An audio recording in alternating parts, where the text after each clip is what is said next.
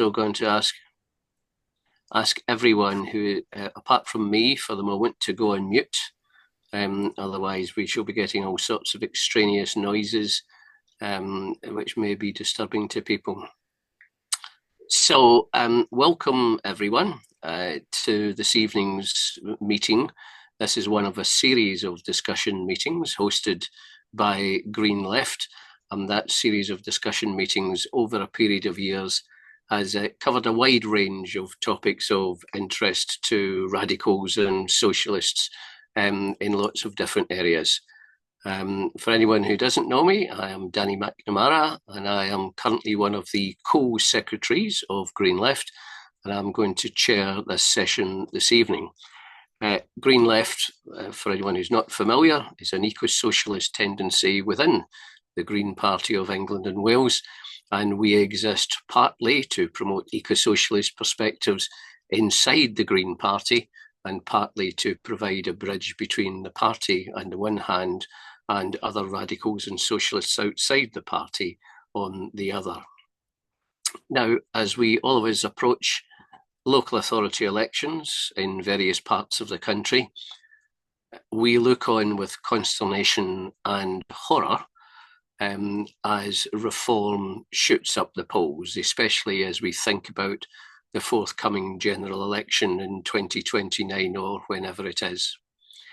And at the same time as reform is steadily gaining popularity and has far eclipsed the Conservative Party and is chasing on the heels of the Labour Party, we also watch Starmer's Labour, we watch Donald Trump, we watch global capital engineer deepening poverty, greater inequality, and effectively all of the conditions that form a breeding ground, fertile breeding ground for right-wing populism.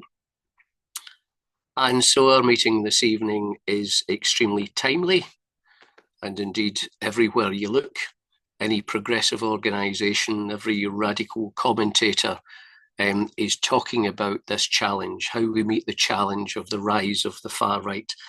And indeed, even inside the Green Party of England and Wales recently, we had a Green Talk, which addressed this same question of how to stop the far right. So this evening, we have a panel of 4 people who are going to give us their views on our chosen subject, which is challenging reform and austerity the green way. So it's not just reform, it's not just austerity, it's reform and austerity the green way.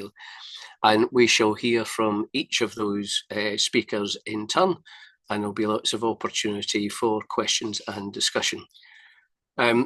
One house rule, and I think everyone's already observing it, unless I have asked you specifically to speak, then please remain on mute, otherwise extraneous noises can be very distracting for others, especially anyone who might have difficulties with concentration or focus.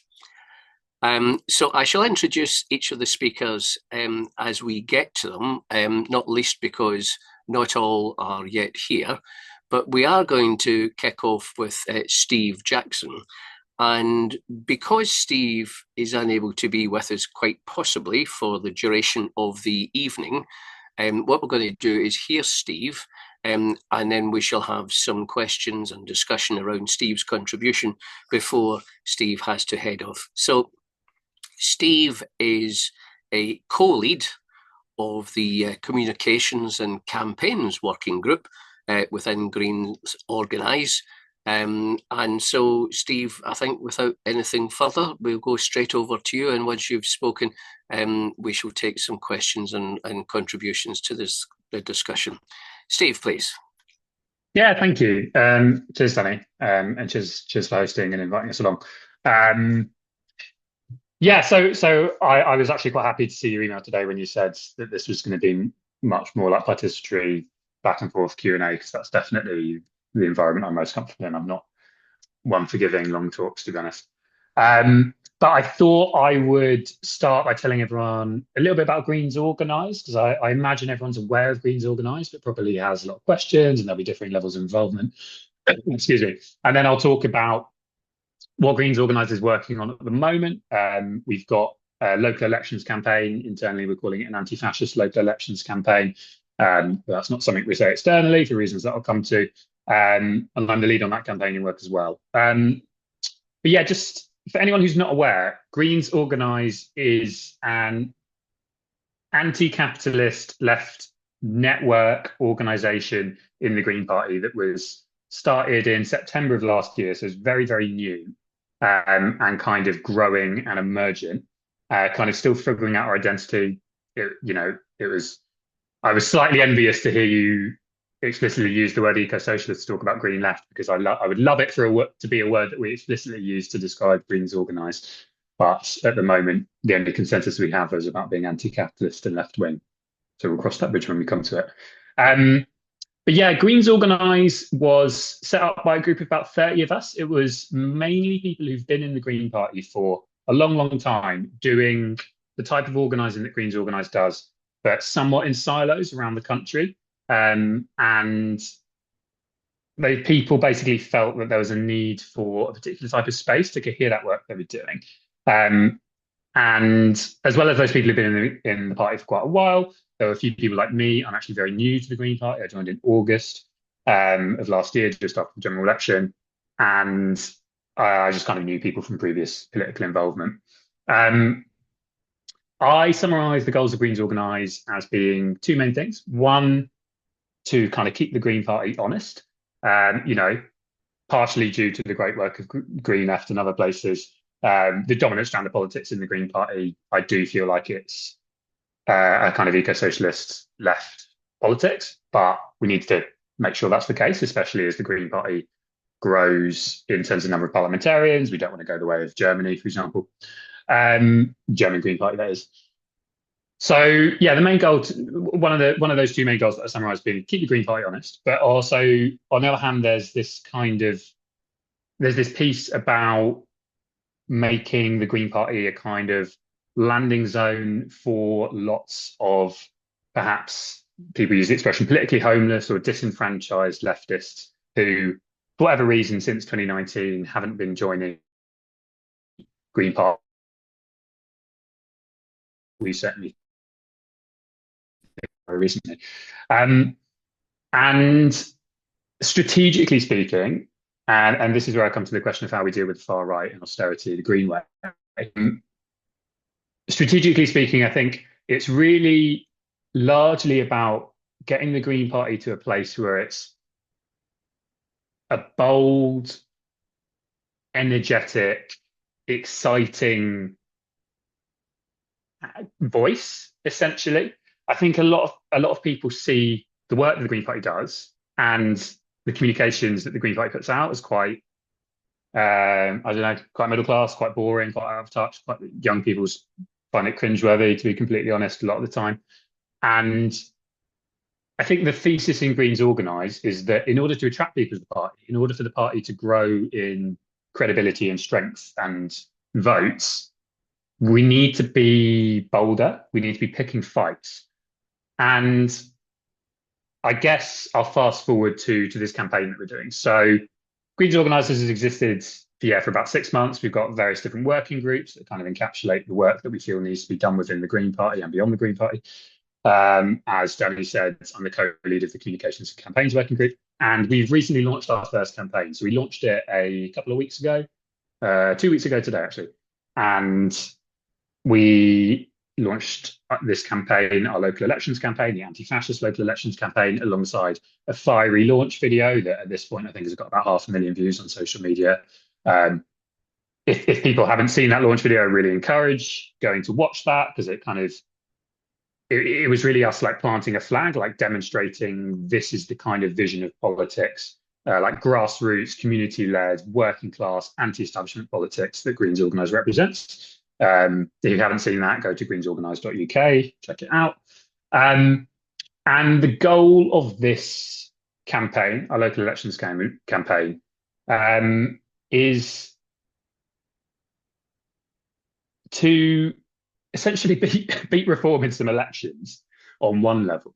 But much, much more importantly, we are demonstrating an approach for tackling the far right in elections that is not the strategies that the major parties are taking, this bland centrism, or just punching down and attacks on minorities and migrants. What we want to demonstrate is that the way to beat reform in elections for the Green Party is by appealing to the anti-establishment and the economic worries that so many reform voters have, and rightly have. And I'm always really keen to say, when we're talking about reform voters and persuading reform voters, because that's what we have to do to beat reform in elections, we have to persuade reform voters, we have to go out there and talk to them. And that's scary. For some of us, it's scarier than others. For many of us, there's a kind of hesitancy that's natural, it's sensible, given the values and politics that the Reform Party represents. But for a lot of us, we have to kind of get over that hesitancy and remember that we're dealing with people, and we're dealing with people who are fed up for all the same reasons that we're fed up. People are fed up of rising rents and falling wages. People are fed up of empty suits, shuffling deck chairs on the Titanic. People are fed up of being fed the same old lies by Labour and the Tories and just feeling like everything's getting worse. Living standards are collapsing. It doesn't feel like there's any hope in sight. It doesn't feel like there's anyone that's got your back. And within that framing that I've laid out so far, but I think we'd all relate to, right? Within that framing, when you've got an unscrupulous bastard like Farage coming along with, all the gumption in the world, he seems completely bulletproof. He gets any platform that he likes. He's got millionaires and billionaires backing him. Of course, if you're feeling those frustrations and someone comes along and sells you a lie, a really simple narrative that it's migrants that are causing all your problems, then it's understandable why a lot of people will go along with that.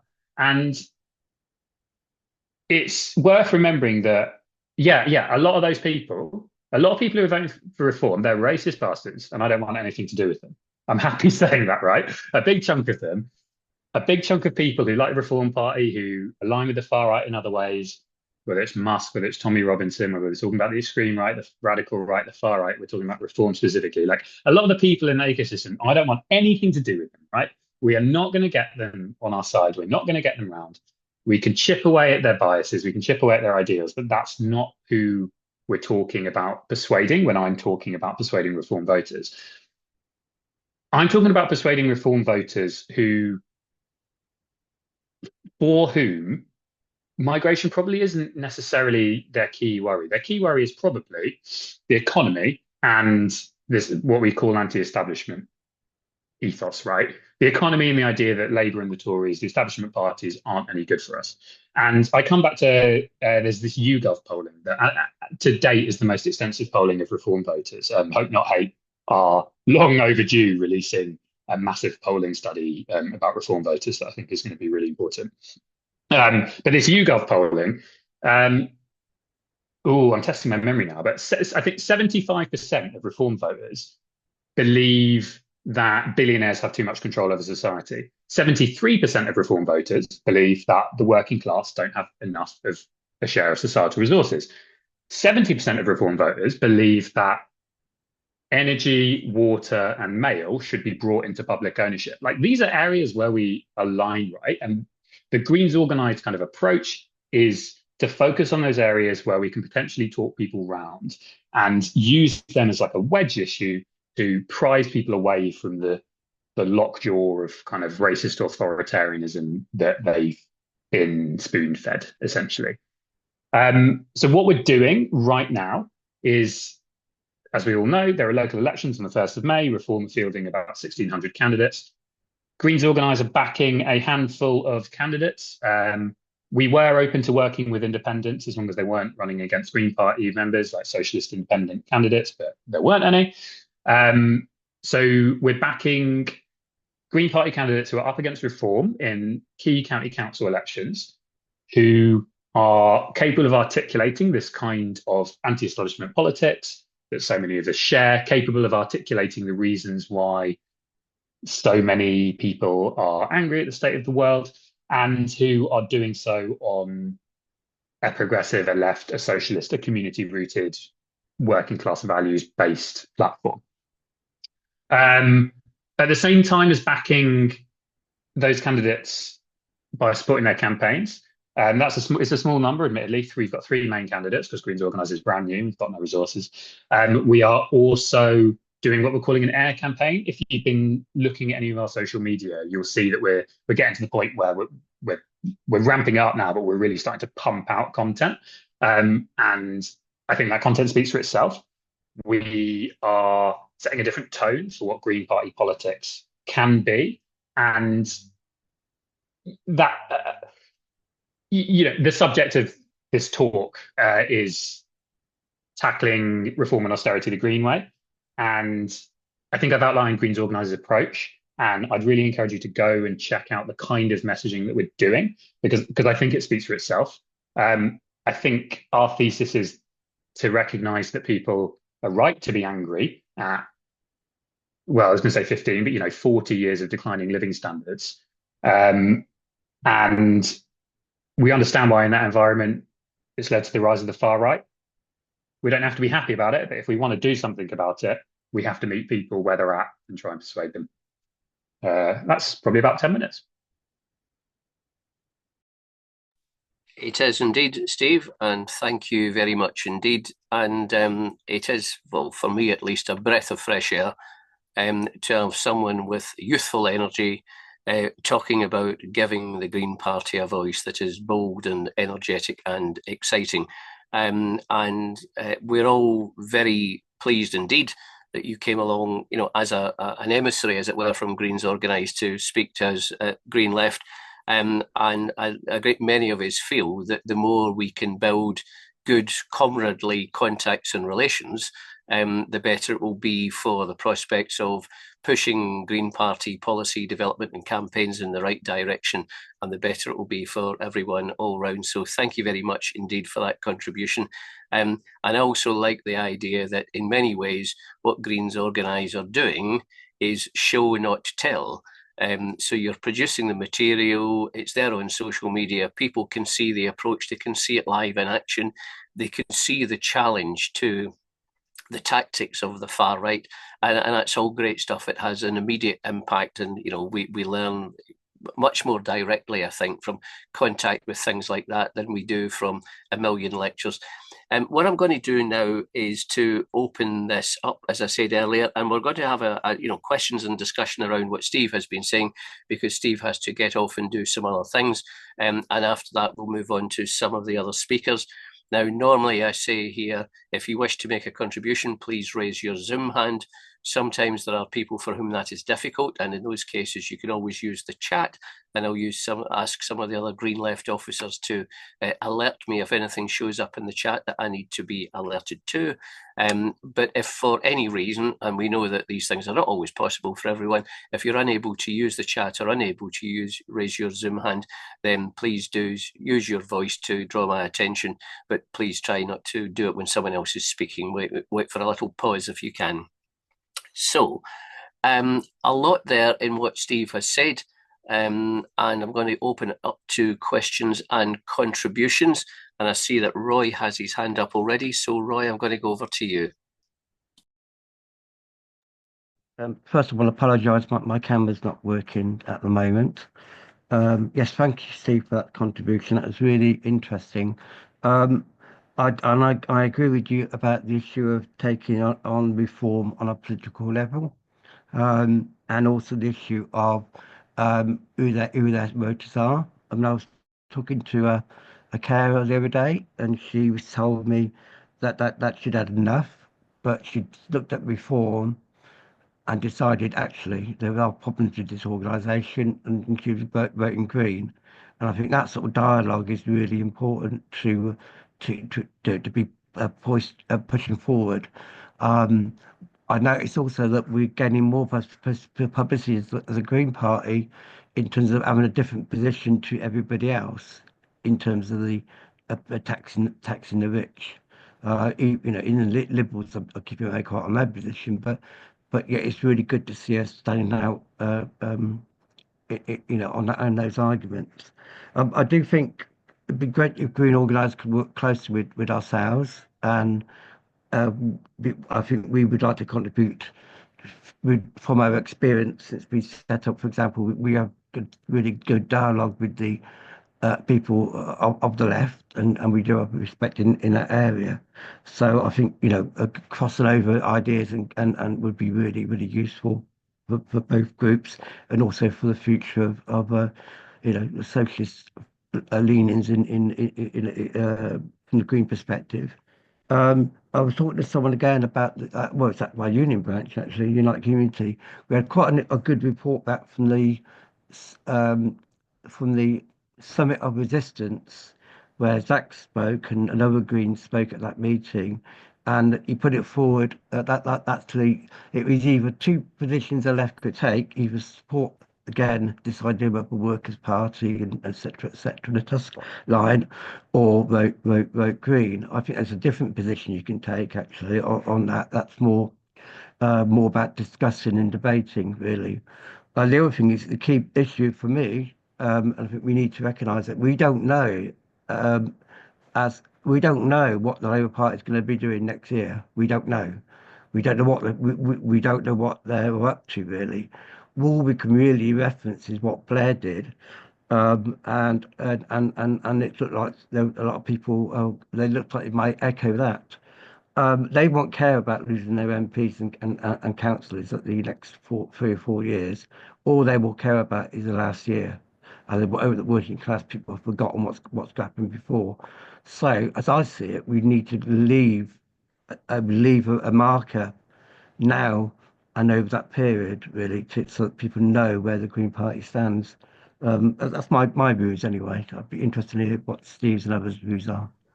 Thank you, Roy.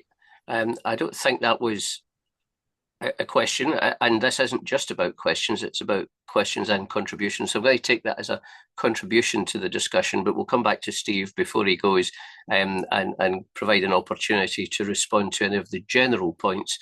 But if there are specific questions, we'll let Steve take them as and when they arise. So next I can see that we have Stephen Thompson with a hand up. Steve, Roy, would you like to pop your hand down, please? Thank you, Danny. Evening, everybody. Thank you, Steve, for your very wide-ranging and strategic introduction. I've been wondering about Greens Organise and have been panicking somewhat that the communication about that was lacking. You've opened my eyes about a whole bunch of things. However, I have a hustings on Monday. I'm the candidate for Kent County Council for Rural North District. I shall be sitting somewhere between a Reform candidate and a Heritage Party candidate, blues and yellows in the room. I know what to do with them. In listening to your remarks, I note that you, in your short speech, didn't get a chance to say how much you have discovered Reform actually connect with younger people, and what that connection actually looks, feels and sounds like. And also, entirely forgivably, because your remarks are brief, you didn't touch on on how we might discuss with them, debate with them, relate with them about environmental issues. I think I will need to engage with both of those on Monday evening. I value your insights. Thank you. So that, I think, is much more a direct question, or rather a pair of questions. So Steve, I'm going to give you the floor and an opportunity to reply to Stephen's observations.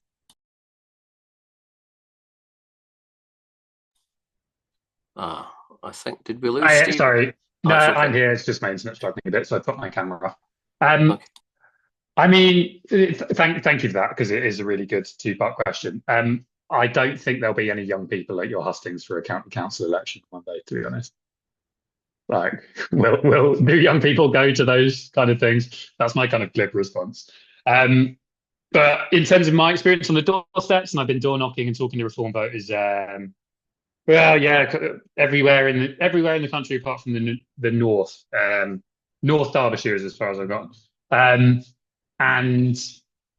in my experience, it's a bit of a myth that Reform are doing well among young people. I think Reform are doing well among young people who are going, like, politics isn't for me, sod this lot, like Farage is a wrecker, he's he seems like a laugh. I think I've not come across many young people at all who kind of back up, like who kind of care about Farage's policy or Reform's policies, or really care about them in a serious way. So I suppose the way to appeal to those young people who are maybe trending Reform is, you know, debunking. This is a lot of that kind of show not tell that Greens Organise is doing. Debunking Reform, demonstrating how they are it's really not in anyone's actual interest to vote for them, how they really don't care about us, you know, unless you're earning 100k and own a yacht, they don't care about you, right? Debunking them in that way, and also just leaning into kind of fearlessly. I don't know you, Stephen, but I've heard good things. So maybe this applies to you anyway, but so forgive me if it does. But yeah, leaning into being like, yes, we hate Labour as well. We hate the Tories as well. They are useless. They are rubbish. Like, we understand why you don't like politics. I do sometimes see and hear people saying, no, it's really important that you engage with this local election. It's really important that you do your civic duty. I think that's right. I think that doesn't work. It doesn't meet people where they're at. I don't think it's particularly compelling. I think going like, yeah, of course I can. Like, why would you care? Like, why would you have faith that this political system and your electoral enfranchisement? Like, why would you have faith that that's going to make things better? You haven't been given any reason to believe it. And the other half of this was environmental issues. I think that's really tough. I think this is where the Green Party runs into a lot of difficulty, because that hope not hate data that I mentioned that hasn't been published yet, but I have had a preview of it. So Reform voters really overwhelmingly are skeptical of or actively oppositional to the net zero agenda. And I've been on doorsteps and I've had conversations myself, and I've actually watched other county council candidates try and have conversations with Reform voters on environmental issues. And I think the approach is to steer things away from environmental issues to talking about the economy, to be honest. And if we are talking about environmental issues, going, well, you know, having a solar panel on your roof saves you money in the long run, wouldn't that be a good thing? I've heard effective lines like, well, you know, we don't want to be dependent on the EU or on Russia for our oil and gas and stuff like that. But also, those are just my observations. One of the things we're trying to do with Greens Organise with this campaign is build expertise and build resources, because we're facing Reform on May 1st, 2025. We'll be doing it in 26. We'll be doing it year after year after year. So we need to build this learning. So yeah, hopefully we can have a period maybe in, towards summer, when we're all out of campaigning mode, where we can try and consolidate all that knowledge a bit better. Thank you, Steve. I think also, just very briefly before we go to Anne and Martin, Zach Polanski is great at tackling these questions by drawing very clear connections between climate justice and social justice. And he'll point, for example, to the great tax breaks that the multinational fossil fuel companies get, how that's a drag on Treasury resources, how that means that there's less money available for welfare or for, a whole range of things that are of benefit to the public and to young people who, of course, are struggling with rents and insecure accommodation and rackety, insecure employment, high student debt repayments, a lack of absence of access to decent pension schemes, etc., etc. So there are a lot of connections between climate justice and social justice, and they often go through the behaviours of big corporations, big capital, and the way that indulgent governments treat those big corporations. But not for me to keep waffling on, because we should be involving others. So I'm going to go next to Anne Gray and then to Martin Francis. I'll invite Stephen to pop his hand down and we'll go to Anne, please. Thank you. Just to comment on the youth vote, first of all. 2015, Dee Searle in Tottenham made it a priority in her campaign, which I was part of, to get the youth to vote, get the youth to register and come out and vote. And that proved to be very important. And she quadrupled the previous vote. 2010 to 2015, it was 4 times as much in 2015. The other thing which strikes me is that Well, there are two things that strike me. Older people are the ones who come out and vote with a much higher turnout rate. What are they bothered about? They're bothered about NHS privatisation. They're very bothered about social care. Both of those are things on which the Green Party has very good policies, particularly good policies compared to Labour. Maybe a slight rivalry with the Lib Dems on social care. But certainly worth talking about. And older people are also very, very concerned about being cold. Talk to them about fuel poverty. Talk to them about the cuts in the winter fuel allowance. Talk to them about how they could insulate their houses and where is the money for that. Retrofitting will be enormously popular. So I think that there is a connection with the environment, and we need to make the most of that.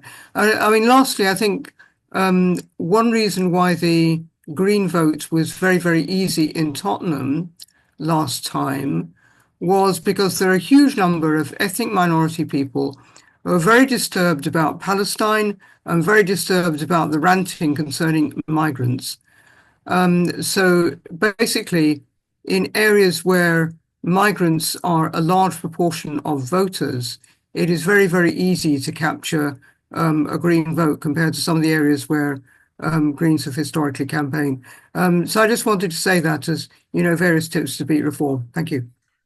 Thank you, Anne. And if you can pop your hand down, next we'll go to Martin, please. Thanks. Can you hear me okay? Right. Good to have you here, Steve. And I'm a member of Green Organise and on the communications group as well. I think quite a few of us here in both organisations. One of the issues I wanted to come up discuss was you talked right at the beginning about the people who I guess you'd say were ideologically reform, and those who are hangers-on, impressed by them on the periphery. It's very much like it was back in the 70s and 80s with anti-racism, where anti-racist, anti-fascist campaigns concentrated on those on the periphery to change their approach and to talk to them, and those who were the extremists kind of ignored them. But what happened there was that the National Front, in a way, was outflanked when the Tory party moved right under Thatcher. They no longer became relevant because Thatcher was saying some of the same things. And I'm thinking about our communication in terms of both Labour and the Tories under their current leader, all tacking far to the right, and that being reflected across Europe as well. So increasingly respectable, I suppose, and that brings up whether or not you use labels such as fascist or extreme right or whatever in communications. One thing I was going to mention about young people is that, particularly here in London, it's the impact of the housing crisis and the inability to actually move out of the family home.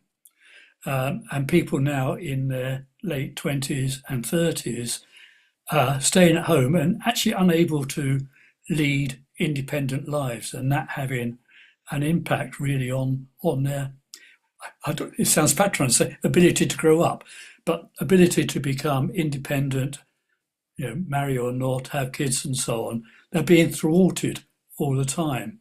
And I think there's a kind of emotional level there, which we could be addressing, which isn't the same as combating reform, but it is actually giving them some hope for the future. The last bit was, apart from Greens Organise and Green Left, we've also got a very active Greens for Palestine, and Muslim Greens are becoming quite a force in local elections as well as within the Green Party, and how we, as all these different groupings, could actually come together in some ways. It might be about the leadership of the Green Party. We have leadership elections coming up soon.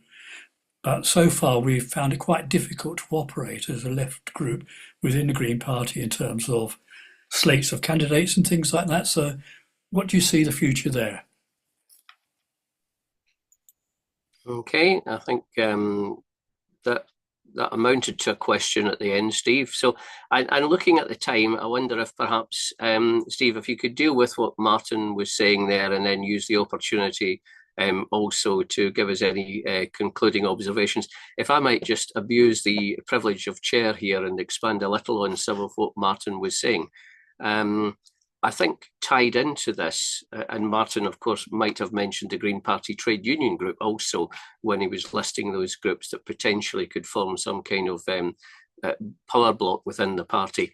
One of the issues we often have is that I go, for example, to workshops about economic policy or climate emergency policy within the Green Party, be it at policy fests or indeed on policy working groups or consultations about the manifesto, and say that, you know, we really ought to be living up to our idea of system change, not climate change, and we need to appreciate how radical we have to be, and we have to understand the gravity of the climate emergency and related emergencies of nature, and appreciate the scale of the challenge that faces, and call for policies that are meet to the challenge. A lot of people say to me, but Danny, we have to be responsible. We have to come up with a programme for government. Most of all, we need to win over swing Conservative voters. And we're not going to do that with radicalism. Therefore, we have to be middle of the road. And when I hear those voices, I want to tear my hair out. But there's no getting away from the fact that there are a great many of those voices inside the Green Party.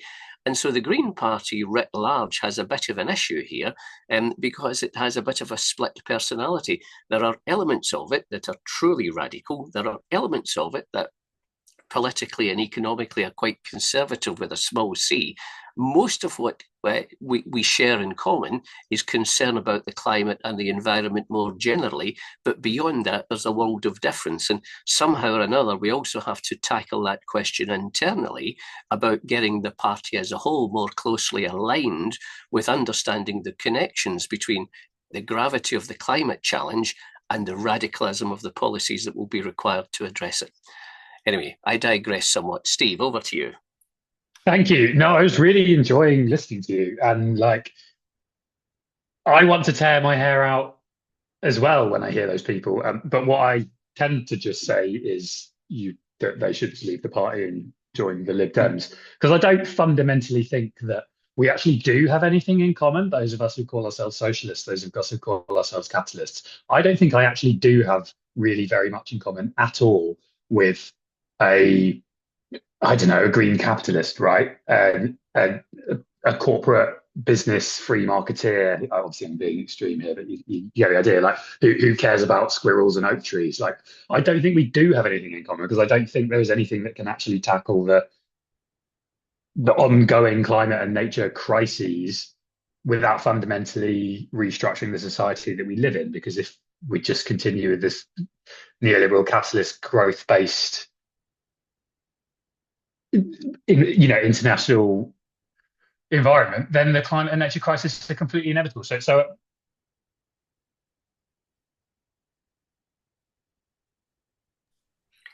Steve, I think we've lost your audio a little bit. I don't know if you can hear me. I think maybe you have a bit of an intermittent connection. Okay, I think Steve's connection is failing us a little bit. We'll give him a moment. He may well come back. And if he does not, what we had scheduled to do next was to hear from Nofal Khan. Looking at, Steve, you're back with us. Steve, you've lost all sound. Have you got the correct microphone selected? Now, you got me now? Yeah, we've got you back. Yeah, my in-ear headphones died, and I'm a skint young person who lives in a shitty rental place in Brighton, and we can't afford good Wi-Fi. Anyway, I was mid-flow. Yeah, people who say we need to appeal to Tories and not be radical, I don't think I have much in common with them, and I think they're in the wrong party. And I'm happily inhabiting my kind of Greens organised bubble where I don't have many official roles within the Green Party of England and Wales. So for now, I can be quite blunt and tell people to get stuffed. But I'm not saying that's necessarily the right approach. But a couple of things that I was going to touch on before I go. Completely agree about the need for cooperation. Green Left, Greens for Palestine, Green Party Trade Union Group. I think Greens Organise members and Greens Organise as an organisation is already collaborating with those three. But there's always room for more, and greatly appreciate the work everyone does. When it comes to the elections, I don't think we need to have a formal slate. I hope that there'll be some really obviously bold and left-wing socialist, although they probably won't use that word, candidates that we can all rally behind. I think that's more important than necessarily doing it under the banner of slates. Certainly easier. But yeah, I'm going to be on this call for another few minutes, listening to people's contributions. I'm sorry, I've probably not responded to lots, but I've enjoyed listening to everyone and largely agreed with everything I heard.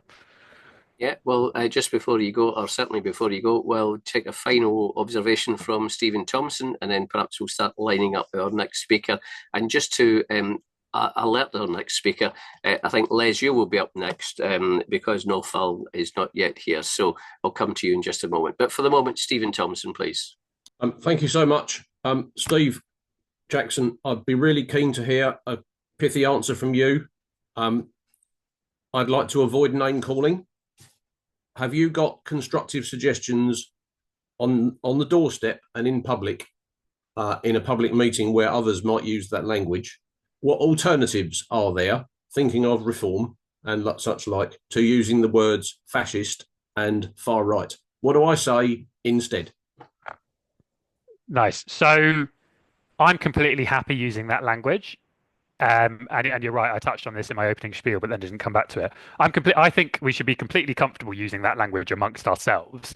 The only reason to not use it is because I don't think calling someone a fascist or a racist gets them to change their mind. I think it gets them to shut down and not listen to you. But I think it's appropriate to use that language to talk to each other and to activate our base.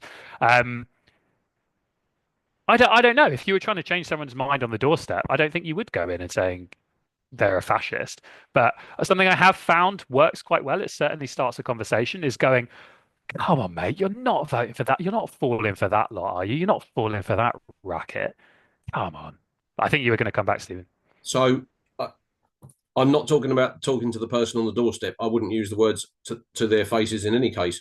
But I'm going to be in a public meeting where somebody else might accuse somebody of being a fascist, probably will, or talk about them and label them as far right. And in that public-facing conversation, I'm wondering if we have different language to use.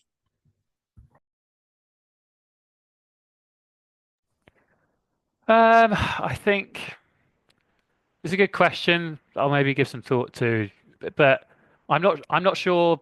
I'm not sure you need it. I think we can probably come up with ways to criticize reform and debunk their arguments. I think, pointing out that they're liars and that they're not interested in helping us and that they're in the pockets of billionaires. I think that's enough. I think the lesson from the Democrats going up against Trump in the States was that all of that, danger to democracy stuff that didn't work there. I'm not completely sure it works here, especially since largely the appeal of reform is that they're anti-establishment, and we just sound like part of the establishment if we say they're fascists. But yeah, I haven't got necessarily a pithy answer beyond that. Yeah. So you haven't said anything about nationalism.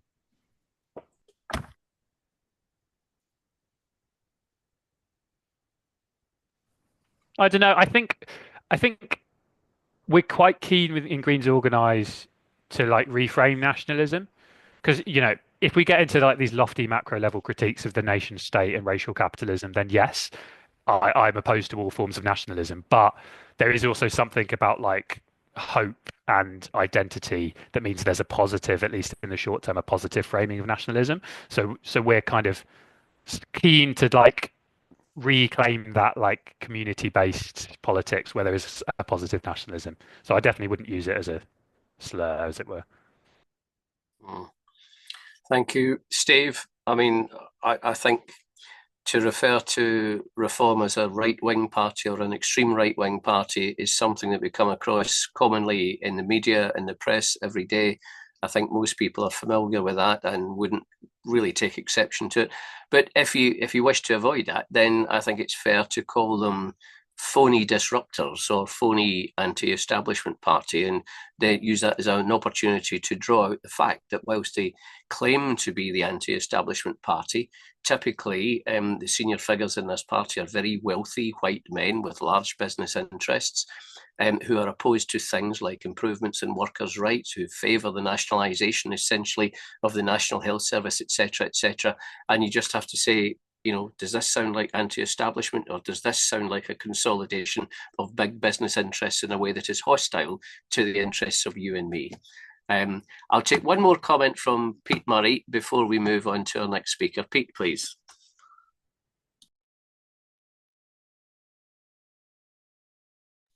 You're on mute, Pete. I really want to just echo what you said, Danny. I think to me, it's a more effective criticism of Reform and similar people is when you point to their voting records on issues like they voted against workers' rights. They may be calling for some progressive things that we might agree with occasionally in an opportunistic way, like Tice calling for water nationalisation. But I think, you know, point out, you know, that they're not going to their constituencies in a lot of cases. They're voting, as I say, they're voting against workers' rights.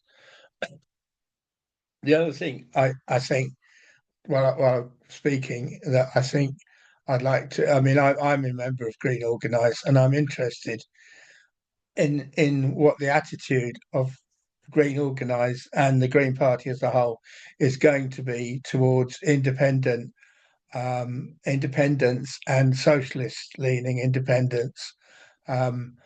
I've heard Zach Polanski saying things like, wouldn't it be great if they all joined the Green Party? Well, it would be great. Lots of things would be great. But, you know, I think that it's a broader question to maybe we can address now than we can fully address now. But we've got to, the party as a whole has got to sort out what attitude it's going to have towards people like that electorally in terms of pacts and working together and so on. That's all I wanted to say. Thank you, Pete. And I think that business that you're touching upon there, this question of potential tactical alliances amongst progressives and radicals on the left in the UK is an interesting one. As you say, a big topic, much bigger than we can bite off and chew in this evening, I think. Interestingly, was touched on tangentially by Owen Jones in a piece in The Guardian today, where amongst other things he said that sadly the Greens have failed to deliver on the promise that was represented by securing 4 members of Parliament. A rather harsh and damning summary, but clearly that's his opinion, and you can see the drift of that commentator's opinion. But I'm not proposing to go into that unless Steve Jackson wants to come back with a 1-minute response. You would like to, Steve? Okay, 1 minute, Yeah, I think. Thanks. Yeah, I was actually typing it out because I was going to say thank you everybody and goodbye. Personally, I want to see the Green Party doing alliances, doing non-aggression pacts, ideally even doing open selections with independent socialist candidates, or if they hypothetically form a new party, with that new party. I'm not speaking for Greens Organise. I can't speak for Greens Organise. That's just my personal take. I know people all across the Green Party and within Greens Organise disagree or have different takes. I certainly think that if that is to happen, then the challenge will be doing it in a way that doesn't open the doors for Green parties who are perhaps more socially conservative or less aligned with socialist values than just standing down for like Lib Dems and Labour rights or independents who aren't socialists. I think that'll be a sticking point. But yeah, that's my personal take. Thanks, everybody, and thanks for letting me jump back in, Danny. Excellently chaired. I'm going to shoot off now. And thank you, Steve. Much appreciated, and we look forward to working with you in future. Cheers now. Bye-bye. Bye. So bye-bye to Steve. At this point, we had expected to hear from Nofal Khan. However, I think something has broken down in the communications. Nofal's not with us, may not be with us by the end of the evening, but we are flexible. So what we're going to do now is go over to Les. Les, who's a long-standing member of Green Left, member of the Green Party, campaigner for the rights of Palestinians. And, well, I'm sure, Les, you could introduce yourself. So over to you, Les.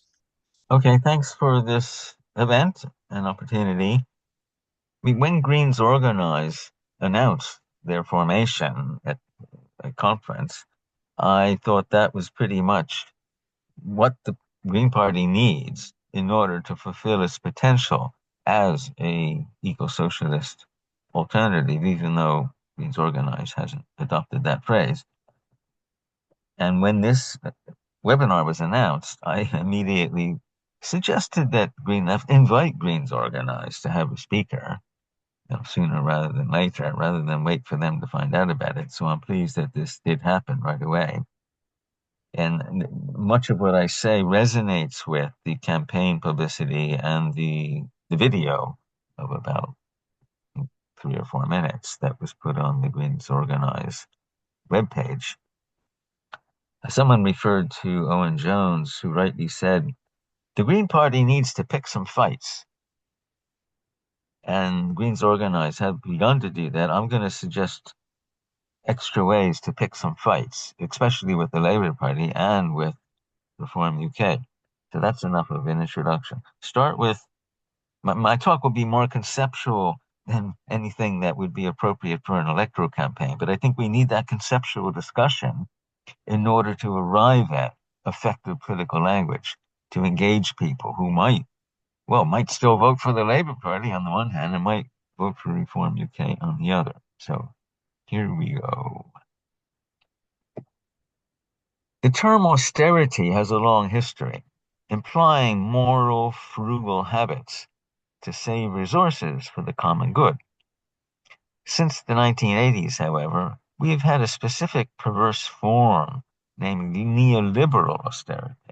Its neoliberal advocates have promoted public expenditure cuts as a means to reduce the national debt, to minimize debt repayments, to strengthen the national currency, and to avoid distorting the free market, as if this were a state of nature.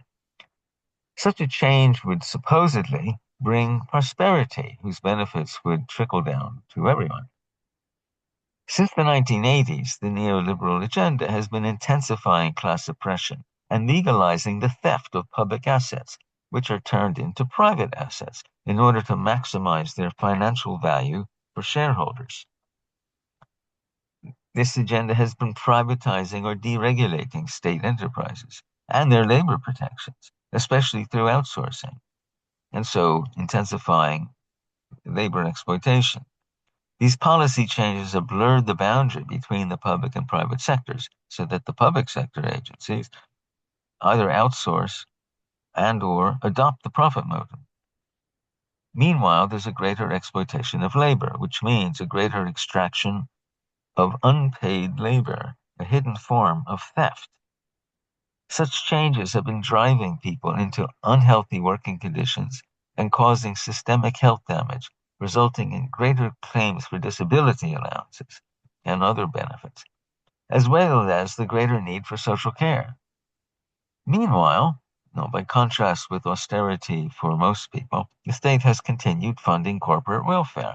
And as mentioned before, fossil fuels have continued their large subsidy and tax-free status in aviation, thereby also increasing climate change and all its destruction. Now, privatization has attracted global investment funds, especially to buildings and utilities, such as gas and water. This agenda has generated financial gain for an ultra-wealthy elite, likewise for social care, who in turn use their wealth to reinforce or gain favorable policies, thus intensifying the state's dependence on the private sector. This anti-democratic agenda has driven investment policies or priorities for turning public assets into private ones. This neoliberal austerity has been promoted by many beneficiaries. They include private equity firms, hedge funds, billionaires, but also, unfortunately, more deeply in our society, even among trade unions, let's look at the long-time legalized theft by water companies. Last week, Clive Lewis MP rightly proposed a new law that would impose sufficiently large penalties that would potentially drive them out of business and so lead to nationalization. In response, Meg Hillier MP warned that this outcome would create difficulties for public sector pension funds, who are significant collective shareholders in those companies. I mean, her riposte was a kind of excuse, but it does highlight a systemic problem beyond simply a wealthy elite. Many pension funds have sought to maximize profits, becoming complicit in undermining the public good and everyone's welfare, as well as the environmental welfare. So this complicity warrants fundamental changes from trade union members themselves in order to change those policies. Continuing with austerity, in 2010, the Condem government combined the previous neoliberal agenda of New Labour with an austerity regime, which further meant cuts in public amenities or their privatization, making access more dependent on individual income, thus worsening poverty. Cuts in social welfare and social protection, increasing the burden of care work to unpaid roles, especially women. Neoliberal austerity has created a scarcity of public services, and so generating deprivation, frustration, and social division. Many people have felt powerless, and so blame vulnerable people, such as migrants, disabled, and others, who supposedly get favorable treatment, more favorable than them. Now let's move on to the Starmer regime. In the Manchester Manifesto of the Greens Organise, they said, as people yearn for more, this government promises less. It fails to address the underlying decay of the UK's economy and public sphere. I would put it in a slightly different way. The Starmer regime is worse than a failure.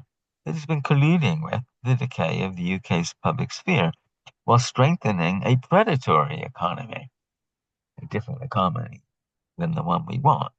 This can happen even through greater state expenditure, which may seem to contradict austerity, but reinforces the capitalist version.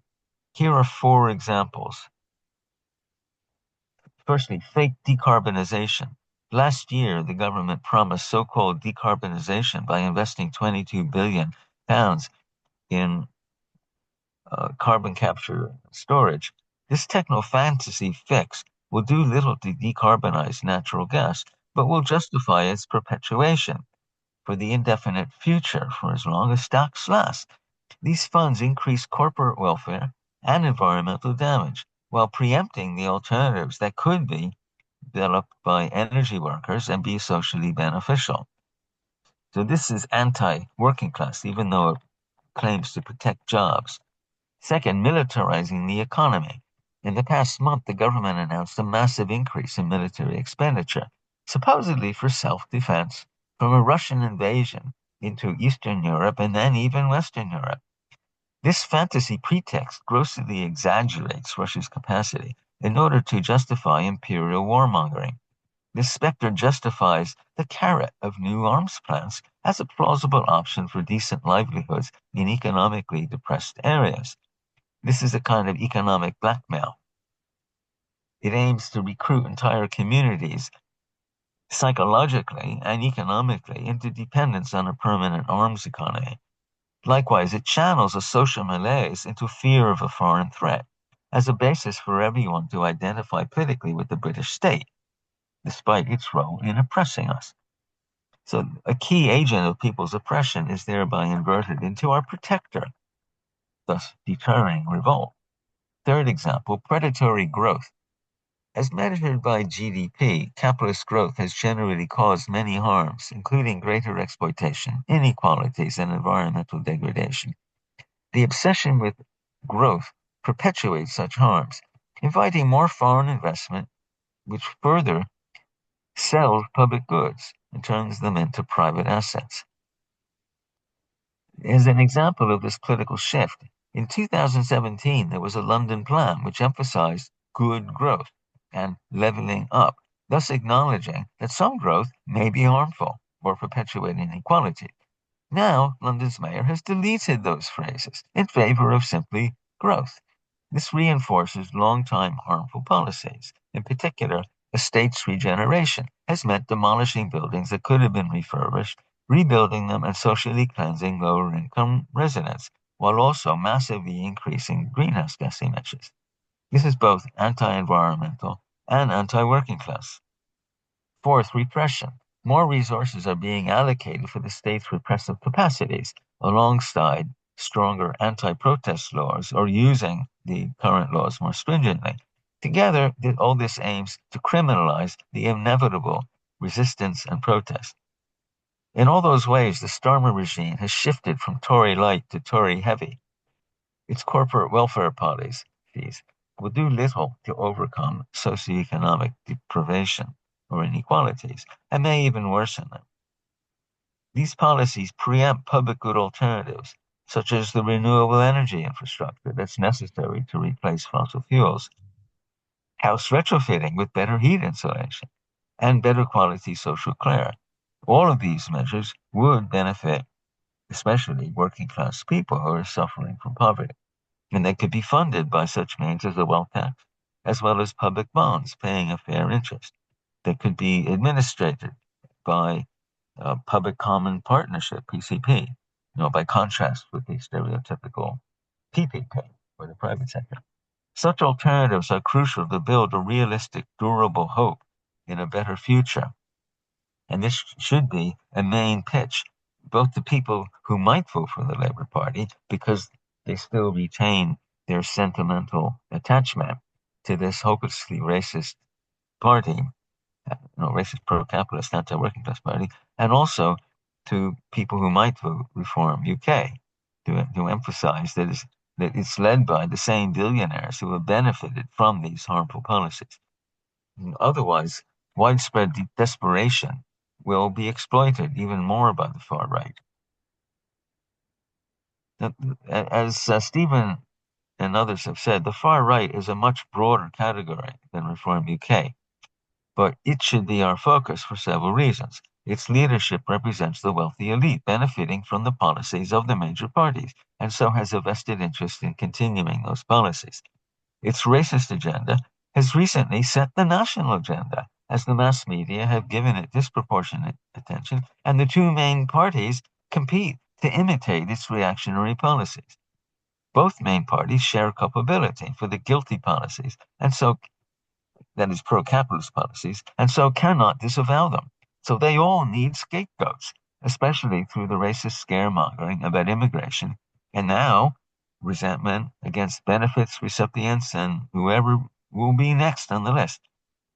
The Labour Party cannot effectively counter Reform UK, and this should be a main argument for people who say, I'm going to vote for the lesser evil. The Labour Party has become useless for countering the far right. Reform UK attracts people with various ideas, confused ideas, and many of them warrant political engagement. How to engage with them? Well, I don't have direct experience, but it is necessary to acknowledge, firstly, people's suffering and anxiety about the future. At the same time, is to assign blame. As Owen Jones said, pick a fight. For several decades, a wealthy elite has robbed public goods, turning them into private financial assets, or has extracted profit from them. Companies have super exploited their workers, variously disguised through outsourcing, self-employment, 0 hours contracts, and maybe not so well disguised, as means to extract unpaid labor. All this has been facilitated by the two major parties.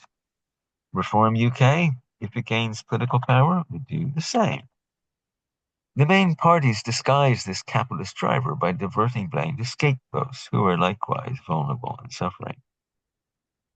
As the Greens Organise video said, our problems have been caused by a wealthy elite flying over us in private jets, not by migrants coming in by small boats across the channel. But more fundamentally, these problems are caused by an exploitative system. Next, the final part, take back control of public assets. To counter austerity on the far right, a slogan could be, reverse the theft and take back control of public assets. A crucial means is bottom-up collective action of many kinds. and a community support base for workers' rights. Such a community is good to invoke, but it hardly exists. It's not ready-made. It's necessary to create communities of resistance. Such action needs to combine grassroots activists from many groups, trade unions, community groups, water action, fuel poverty, disability, and the list goes on.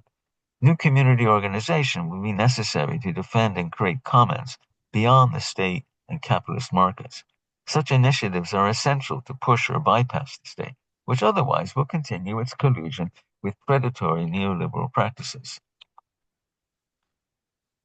Activists need to try out new mobilization strategies, discuss their strengths and weaknesses, evaluate the results, and then draw lessons for more effective action. By actively contesting the corporate theft, a progressive party can sharpen an effective politics and gain public credibility, including, against the Labour Party and reforming it. This strategy applies to the Green Party and independent left-wing parties alike. They ideally would cooperate in joint campaigns with joint demands, as they may already do in some places. Finally, for an electoral strategy, as people have said before, at the very least, do not compete with other progressive parties in the same wards, or at least not for the same council seats. Better yet, try to adopt common political demands, even while campaigning separately. We need to learn from these experiences in order to strengthen future cooperation with those progressive parties. So I finish there. Thank you very much indeed, Les. Now, there was a fantastic amount of material in there, a whole conspectus of 40 years of economic and political history with thematic analyses under multiple headings and different categories. And I, for one, Les, would greatly appreciate if you could make an electronic copy of that available, because it's not something that we're all going to be able to digest just, any amount of time it takes for you to deliver it to us. It needs a bit of reflection and needs to be gone through probably several times over slowly in a kind of meditative mode of reflection. However, I'm about to open it up for discussion. Certainly some of the things that were echoing with me, you made the point, for example, about public sector private pension funds and their dependency on profit-making and speculative investment. And it has long seemed to me that big shift that took place really in the 1980s, whereby a lot of people in perfectly ordinary jobs came to be much more dependent in the long run on private pensions, company pensions, basically on the casino economy, was a way of creating classic alienation for working people, because if they agitated to improve their conditions as workers and thereby impinge negatively on profits, they would harm their long-term prospects as pensioners. But if they wanted to defend their interests in the long term as pensioners, they had to take a negative attitude towards trade union activism and disruption in the workplace that might impact negatively on profits. And this is one of a classic illustration of one of those ways in which capitalism morphs constantly to protect itself and to bring those who would be its enemy into its fold in order to diminish the prospects of revolution or opposition. And that's just one of the many insidious ways in which it seeks to get us and to make sure that we're damned if we do and damned if we don't. But a whole lot of things in there. I think your point about building community networks of resistance that cut across party, political and other organisational, parts of civic society barriers is absolutely spot on. And I'm very mindful of the fact that the SNP, although they didn't quite secure the result they wanted in the last devolution referendum, nonetheless managed to almost pull off a spectacular change. And the way in which they did that was to drop their party political isolationism and to work with community groups on single issues, local issues, disability questions, the whole gamut of social and economic questions that are of interest to people. And I think I've long advocated that the Green Party ought to be working in similar ways at grassroots level. And I, for example, am heavily involved in my local trade union group and my local trades council, and try to advocate for green positions on trades council, and similarly bring a lot of trade union messages back to my local Green Party, and sometimes manage to encourage both local trades council members and Green Party members to participate on the same picket lines or the same rallies or what have you. It's only a tiny, isolated, small example, but it illustrates the kind of mindset that's needed to start building these alliances. Anyway, enough from me. I'm now looking for hands. Any comments, questions, observations on Les's contribution? Zoom hands, ideally. And just to reassure you, I will eventually publish a version on the Green Left blog, unless there's a better place to put it. Okay, thank you. Watermelon, Les. Yeah. Well, I'm going to go first of all to Stephen Thompson, and then to Roy. So Stephen first, please. Les, at your earliest convenience, may I beg? That was spectacular. Thank you so much. Absolutely in agreement with Danny. Would be wonderful to see that in ink on paper by whatever means. You will be interested to know that I refused to follow party guidelines and have a glossy photograph of myself in the top right-hand corner of my leaflet that is arriving from the printers on my doorstep tomorrow, of me doing my best impression of a Tory estate agent. Instead of that, I have a picture of myself and some South East colleagues sitting on the steps of County Hall doing a library protest, and I'm reading 1984. There were more than a handful of allusions in your excellent piece to direct parallels that I imagine nobody here needs any of us to point out. That was most interesting. And I'm much educated. I'm very, very new to this political arena. 2 years I've been a councillor, about 3 years that I've been inveigled into Green Party campaigning. I've been a secondary school science teacher all my life. I think, again, I would invite you to step out of your comfort zone, as I must step out of my comfort zone. I've learnt something of the craft of appealing to young people as a teacher who is employed to push the product known as GCSE examination certificates. What might you offer? And I don't have expectation on you, Les, but just your best thoughts from your the experience of years that disqualify us from speaking to young people, because that's what we're not. But what do you think we have to say to reach out to youngsters for whom the left-leaning analysis that you have so exquisitely and eruditely demonstrated to us this evening could translate to them? Do you have some thoughts to that? Because we need to find people that translate the things you've said, which I recognise from my youth, to things that will work for somebody who's under the age of 30. Thanks.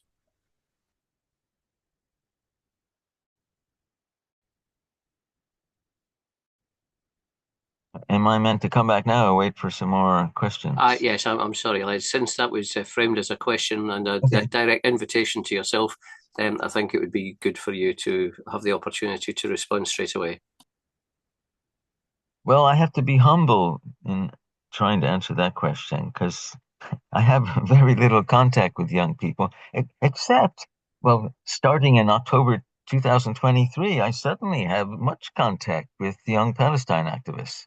And, well, I had previously some contact with climate activists who were perhaps not typical of youth, but give me some engagement opportunities. And of course, they come with an optimism. They need to be optimistic, or their activism makes them optimistic. But I think that's unusual. Most young people have severe doubts about what might be their future on every possible front, along the lines I described.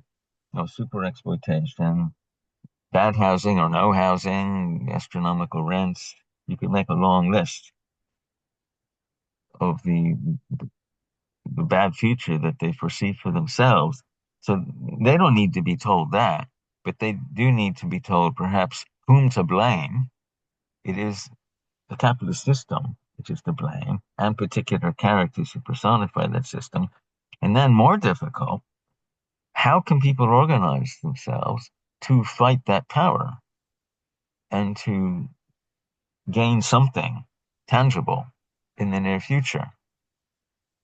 And I wish I had an answer to that question. The various campaigns on issues such as housing in particular, trying to use underused or empty houses, fighting exploitative landlords, and also fighting local authorities because they become, as well as the social rented sector, they become perhaps even more important than the private sector in perpetuating unhealthy housing, raising rents, and socially cleansing areas.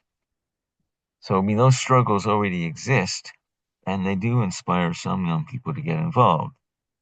But exactly how to make the pitch to young people, I'm not sure. That comes from experience, and we need to share our experience. Thank you, Les. I'm now going to move on to Roy. Roy, please. Yes, thank you, Les. That would be really good to see it written down and maybe used by ourselves to promote the debate on the left. If we are going to support other candidates, we would need to get a motion forward for the next conference, because at the moment, if people do that, they will be suspended, as we know. So we need to change the Green Party's position from an absolute position to a position of us not alone. Basically, that means working with others who share some of our values, particularly around the environment, etc. I think it's a really interesting but a scary time as well. I'd want to reference the bin strike in Birmingham, which is absolutely getting to a state now where the local council, the Labour council, with the Tory commissioner, because the council went bankrupt last year, as called it a state of emergency. And we discussed at our branch last night of what that would mean. Would they be sending in the troops, for example? Would they be sending in demanding trucks from councils around Birmingham? And will we see intervention by some of the less Blairites in the Labour Party to reach a financial deal with these workers? It is getting seriously difficult situation in Birmingham.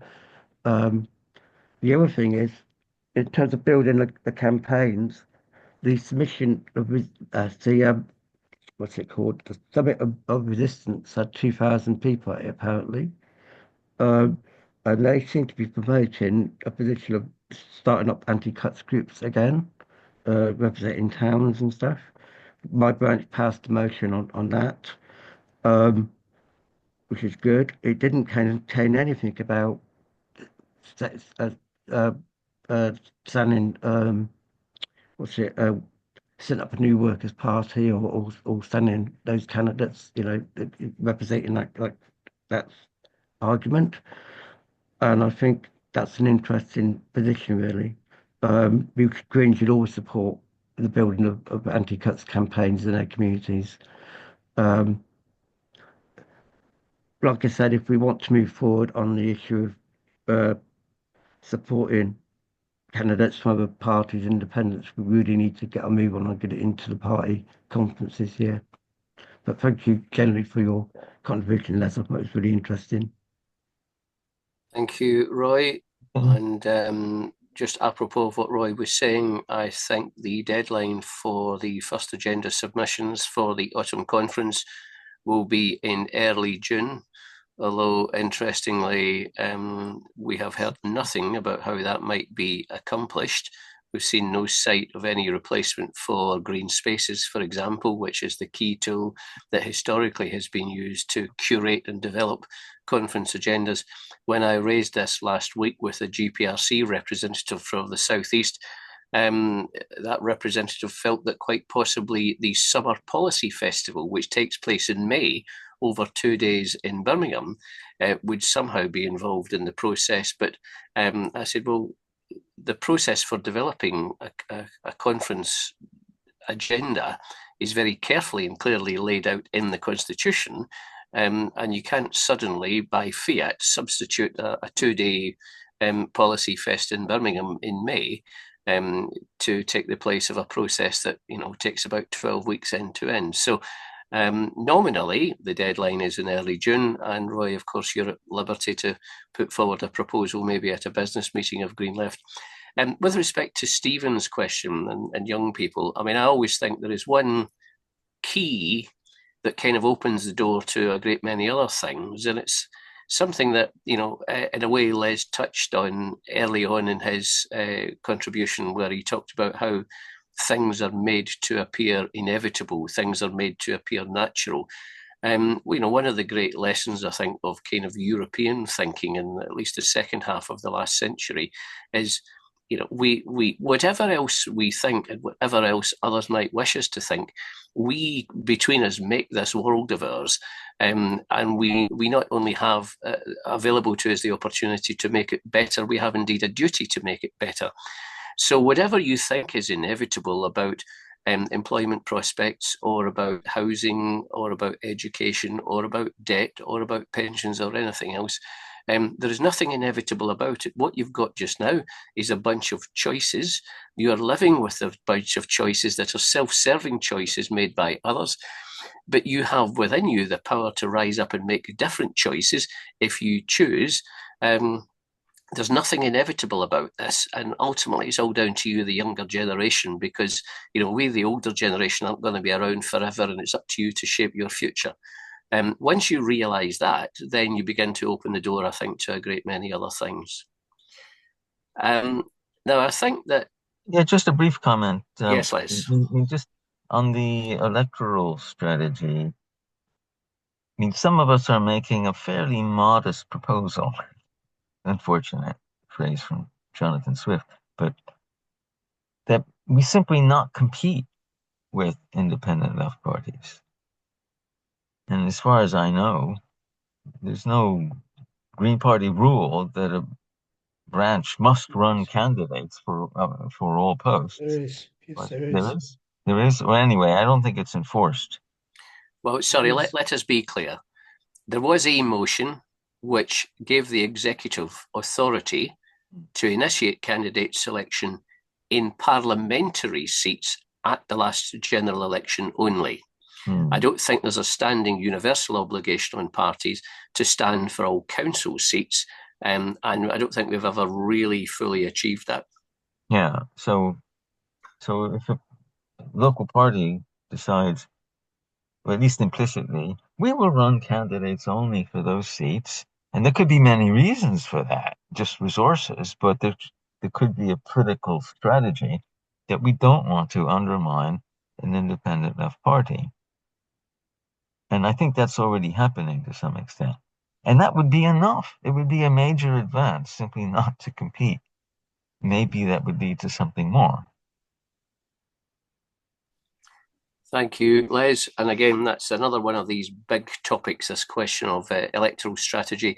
And it feeds back to the political strategy in turn, which is overdue for a review, and which I think the executive is proposing to bring forward amendments to at the autumn conference, and we might well wish to, as you know, historically, I have submitted amendments to it that did not fare well in the prioritisation ballot, and I might well bring those again for October, who knows. Now, it's approaching 8:30. The last of the speakers who are with us this evening, or rather with us but not with us, is Nicole Haydock. So Les, let me pause briefly and thank you for your contribution. And you could tell from the warm words that everyone was deeply impressed by the scholarly research and the analytical exposition that represents, and we all value it greatly and look forward to seeing it in writing and having the opportunity to further reflect on it. But we do need to move on, and so Nicole Haydock is another member of Green Left who opted to contribute this evening and then discovered that for personal reasons would be unable to be here. But Jay Ginn has very kindly offered to stand in on Nicole's behalf and to read for us Nicole's submission. So Jay, over to you. If you want to take yourself off mute. You're on mute, Jay. Jay, you're on mute.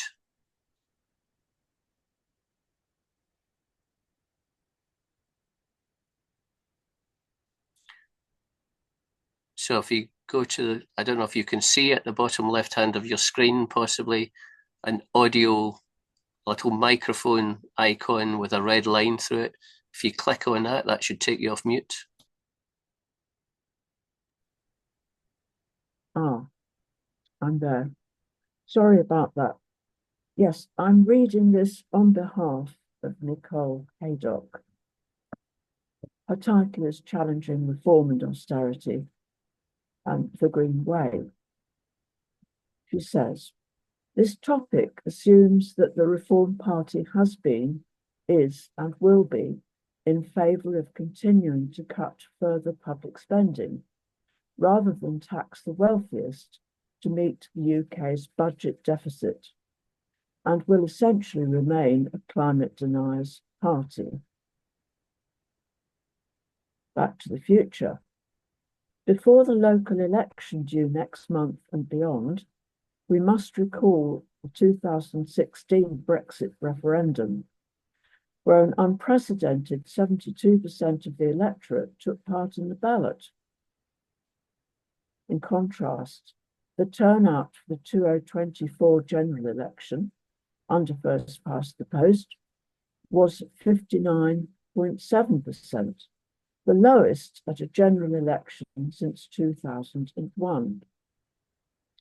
As many of us will remember, this unique referendum was a landmark in the history of the United Kingdom because we witnessed people we'd never seen or heard of at any previous elections suddenly finding their voices and getting organised in a loud, very public and assertive manner. What we also observed was how volunteers and activists from the Leave campaign were not simply going about the usual door knocking and leafleting in target wards and constituencies behind the Red Wall. Instead, they conducted a massive and highly creative campaign to maximise vote registration. Many Leave organisers in Greater Manchester were noted to be previous supporters of UKIP, often with Labour Party experience in running elections. They had therefore little difficulty locating and identifying their supporters. They also knew precisely how to identify people who had never voted before. And Leave organisers were seen busy helping first-time voters and non-voters to complete the paperwork to be listed on the electoral register. There is much to learn for us from this. But why were they so successful? The reason is that this referendum was not only that of David Cameron, a Remainer and hated austerity Tory Prime Minister, It was also a ballot where every single vote would be counted. Unlike any other UK elections, this referendum was a unique exercise in direct democracy conducted across our 4 nations. The ballot offered a unique opportunity for every single citizen to have their say, and millions of people grabbed that opportunity with an unprecedented level of enthusiasm. They not only took the opportunity to reject the entire EU project, but they also gave the Conservative Party in power and the progressive middle class a huge kick in the backside. Excluded from mainstream politics and enduring decades of cuts in everything that made their lives and communities safe and sustainable, that 2016 referendum was a wake-up call to the political elite and establishment, also highlighting deficiencies of our first-past-the-post system. As a quick reminder, of the total electorate of 46.5 million, 33.5 million, 72%, voted. Of those who voted, about 17.5 million, 52%, voted to leave, while about 16 million, 48%, voted remain. David Cameron handed his resignation, and the rest is history. The Brexit Party was founded in November 2018 and Reform UK in 2024. At that general election, Reform UK became the 3rd largest party by popular vote, with 4,117,610 million votes, or 14.3% of the vote in total. The Green Party vote share was 6.7%. Both Reform UK and the Green Party returned 4 members in Parliament. Unlike under a PR voting system likely to be approved by Parliament before the next general election, and assuming that Nigel Farage's mate in the White House doesn't crash the world economy or trigger World War III, it is widely anticipated that both Reform UK and the Green Party will have a sufficiently large number of MPs to hold the balance of power in our Parliament. We must never forget that the fight for PR is as much our fight as it is Reform UK's fight. But with 200,000 members, Reform UK has the fastest growing membership right now. The Green Party has also seen an increase from 48,500 members in 2019 to 60,000 members today. So, if the Green Party is to seriously aim to take the fight to Reform UK on its own turf, let's consider which voters are most likely to consider voting for each of these parties. According to YouGov latest voting intention figures, 22% of Labour voters and 44% of Conservatives in 2024 say they will consider voting Reform UK at the next election, while 34% of Labour voters and 13% of Conservatives say they will consider voting Green. Reform UK is attractive to men, with 29% considering voting for them, but only 19% of women. Interest in voting for Nigel Farage's party also increases with age, with 36% of over 65s and 28% of 40 to 60-year-olds considering casting their vote for the party in future, compared to 17% of 25 to 49-year-olds and only 14% of 18 to 24-year-olds. No doubt our Green Party election strategists will pore over such voting intentions forensically between now and next general elections. But for the time being, the most important demographic facts to take into account for campaigning purpose is that women are less attracted to Reform UK than men, as are the youngsters. So women and the younger generations are likely to be more responsive to the Green Party than to Reform UK. Let's now look at the main reasons why people consider lending their support to Reform UK, beyond demography and geography. Ever since the old UKIP days, immigration has remained top of the list of would-be Reform voters' concerns. But so are the state of the NHS and the rise in the cost of living. According to the latest Ipsos poll, those considering support for Reform UK believe, quote, it is the party which is most likely to provide the UK with the change it needs, and that, quote, they will do what they say they will. Now, we all know there's no evidence that Reform UK intends to or will ever deliver the changes that its supporters need, or that they can be trusted to do what they promise. In contrast to Reform UK, our 600 Green councillors, bar the early Brighton experiment perhaps, have a sound record in delivering on local services and are trusted to do what they say they will do. But if we were ever to bring about real changes and challenge reform, it is imperative that we primarily understand and address the reasons why a deep mistrust and fear of immigrants remains their supporters' primary driver. If we fail to grasp the root causes of such deep-seated and negative emotions and ignore their concerns as racist and fascist, we will not only waste time and precious resources, but actually alienate further those potential voters.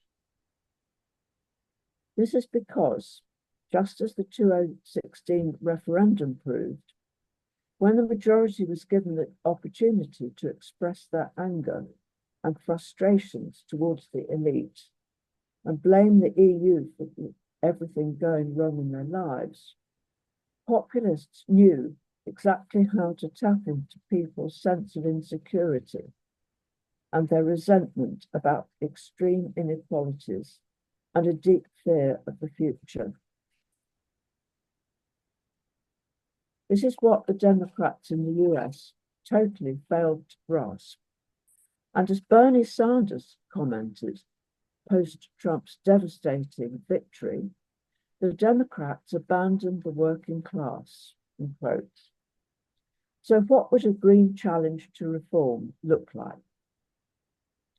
Unlike reform, our core values are grounded in fairness, equality, trust, and bottom-up decision-making. We also know from our considerable experience with running local elections that with our target to win approach, where we listen to people's immediate concerns and promise to act upon them, we can get elected. As our 2024 election manifesto pledges, we also have transparent and costed policies to address the UK's deep socio-economic inequalities, eradicate poverty, and meet people's basic needs. We're the only party which is honest, open, and transparent about the need to raise £150 billion to invest in the NHS and social care, local government, public services, housing, and to rebuild the country's crumbling infrastructure. Unlike Reform, we're the only party which pledges to find the money to do what we know the country needs by borrowing and raising money through a wealth tax and more progressive income tax too, if need be.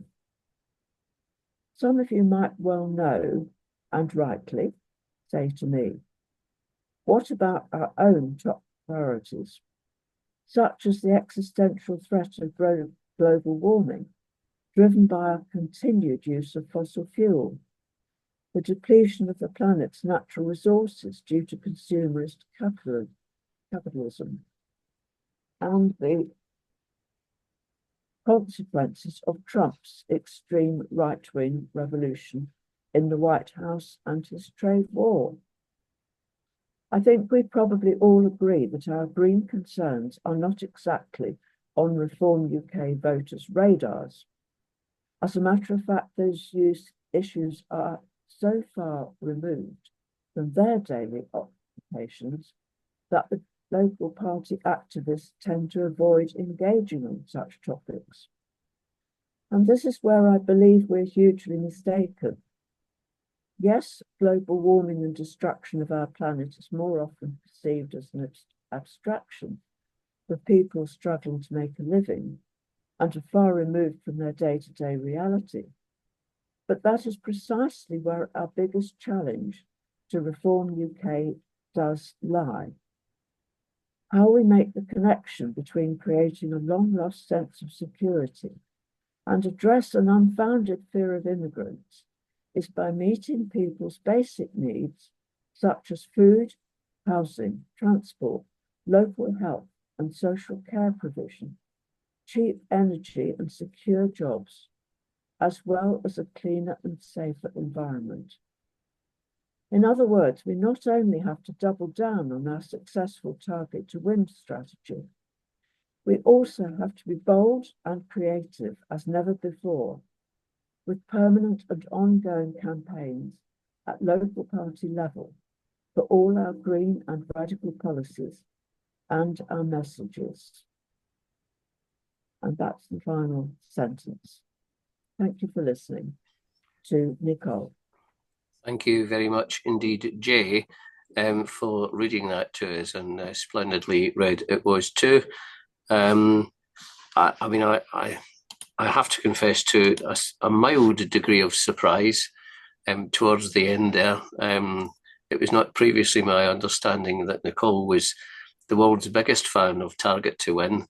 But in the end there, we appear to get a great hurrah on behalf of Target to Win, which is something that the Green Left has occasionally had its doubts about because of its tendency to skew resources, in particular towards local authority election campaigns, when potentially there are other things across a broader spectrum that the Green Party could be campaigning on, community-based campaigns around things like water nationalisation, for example, to quote just one. But there are lots of areas where we could perhaps very beneficially be involved actively in community-based campaigns that would command some party officer time, some party money, some party PR expertise and social media expertise, and potentially could deliver greater benefits long-term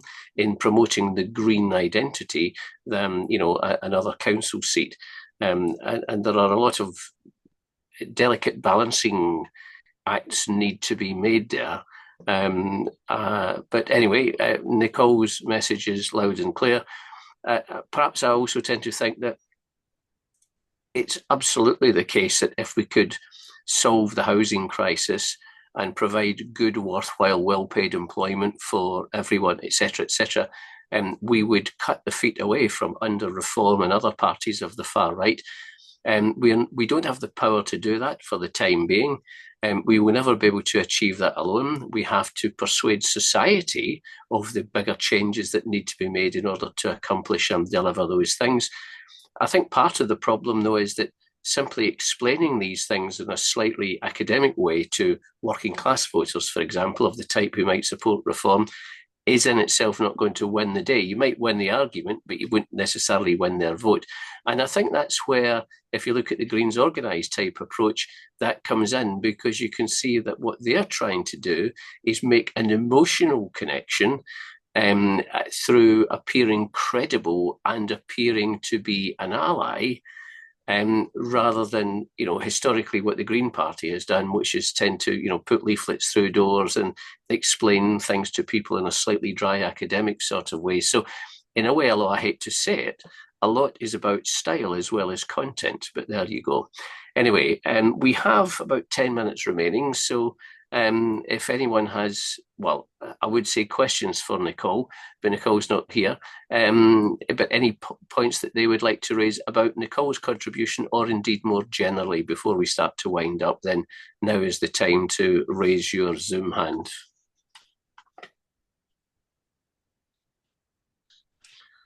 I'm not seeing a great rush of people. It may be that after almost 2 hours, we have begun to exhaust ourselves, but I see Stephen has a hand up now. Stephen, so over to you. I'm glad not to be hogging the microphone. Yes, obviously this is slightly challenging for us, but let me just stick my neck out and go for it. Thank you, Jay, for reading. Nicole's piece is, in its own way, as instructive and eye-opening to me as Leslie's was before it. I will hold back from making direct comparisons. I'm much educated this evening, very deeply and profoundly educated, and hugely grateful to have been here. Just to observe, I gave up one meeting that I was supposed to be at to go to something else, and then I found out about this and gave that up in order to be here. And did I make the right decision? Yes, I did. I'm certainly extremely well equipped. I have several pages of notes that will equip me for my outing on Monday, along with the other preparation that I've done. Hugely, hugely helpful. So to pass on compliments to Nicole, I'm sure that's an easy thing to say, and equally, as we said before, it would be great to see that in writing, in print, in a presented form. So just to point out that she did address in the statistics from the YouGov polling, I think was the place in the presentation, that showed that green messaging does prove appealing in a more gender balanced fashion, if not actually more appealing to women than men. It occurs to me at this point that I tend to meet more women on the doorstep than I do men. That could be fortunate happenstance. I don't meet very many young people on the doorstep, so it does rather beg the question. As Steve pointed out earlier, I wasn't expecting to find would-be reform voters in the hustings on Monday. It does rather make me wonder what it is that I need to do to contact them. I'll just leave my comments there, and many other things I could say, but just to point out that the reform appeal does appear to be a flash in the pan. It doesn't have the basis. It doesn't appear to have the makings of a prospectus that will have long-term appeal, but its potential damage clearly is can be significant, because given the time that we have left to address the environmental crises, every month and every year that passes by is brings us closer to peril. So hopefully we will learn lessons from the things that we've heard this evening and puncture the balloons, or whatever the right word is. Thank you, Danny. Thank you, Stephen, and we are very grateful indeed to you for coming along and participating in our meeting, and we wish you all the very best for your hustings and indeed for your local authority elections. So we have just over 5 minutes left. Anne has a comment. Anne, please. Yeah, just very briefly, two things that came up at the end of the last bit of the conversation. One is about target to win. I mean, I'm a firm believer that the Green Party needs to build a social movement or a plurality of social movements and campaigns about particular issues outside of the ambit of local elections and the very kind of narrow politics that emerges if you concentrate on a particular area of a particular local authority constituency, which are often about rubbish and traffic and little things, and not about social care, about benefits, about the fate of the working class, or any of the things that we've talked about this evening. And moving to the second bit, where Nicole's very last sentence, I think, was "Don't forget the working class." We need to challenge what the big parties are saying is the definition of the working class. In fact, they talk all the time about working people. A load of so-called working people are unable to work either because they can't find jobs or they can't find decent jobs, or because they're studying with a view to future jobs, often under the most difficult of conditions economically in housing terms, or because they're sick or disabled, or they've done their work, they're retired, and they think that society has deserted them because it's not giving them the things that they thought they were entitled to in retirement.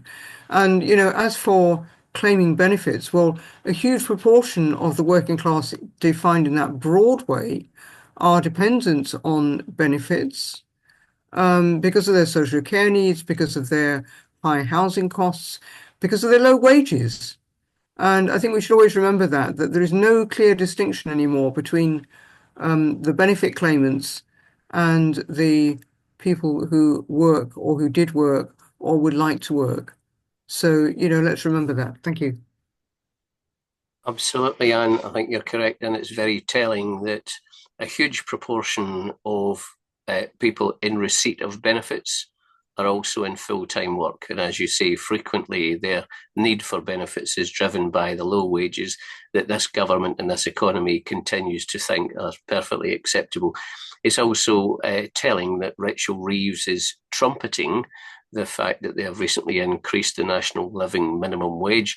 But most analysts will tell you that even if you work full-time for that £12.20 an hour or whatever it is now, you will still be something like £10,000 per annum short of the income required to sustain a minimum decent living standard. So that's the reality of their support for the working classes of this country. And the Green Party, by contrast, I think have got a good story to tell. We are rapidly approaching 9 o'clock. Thank you very much, everyone who's come along. Thank you to all of our speakers. In their absence, thank you to Steve Jackson and to Nicole. Thank you to Les, who's with us, and to Jay for reading Nicole's contribution. Thank you all for a lively and stimulating debate.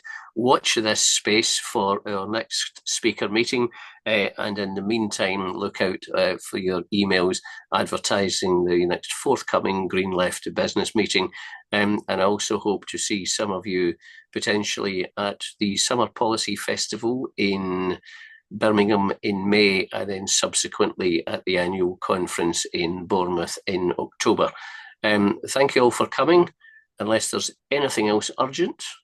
Well, thanks for the organisation. Well, all that's down to Pete for lining up speakers and scheduling everything and advertising it and promoting it and pushing it. Well done, everyone. Thank you all very much indeed. Good night. Thanks for sharing. Night. Not at all. Cheers. Bye-bye. Good night.